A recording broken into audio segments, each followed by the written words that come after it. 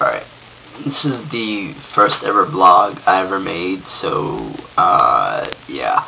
I have this friend that, is very anorexic, well, yeah, very anorexic, and she doesn't, like, throw up or anything, like, on purpose. It's just her, metabolism. She just has a very speedy metabolism, and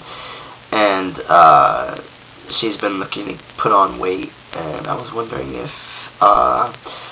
possibly wondering if anybody knew anything that she could probably take or eat that might, possibly increase her weight, yeah, to help her put on some weight, put on a couple pounds, because yeah, she's been having trouble with that, and, she wants to get into sports, but she doesn't want to be that easy to move around. She likes playing football and whatnot, so she's a sporty kind of girl. She just doesn't want to be that easy to move around and push around. So yeah, if you can possibly be cool enough to send me either a video, comment, or reply on what could be done, yeah, that would help.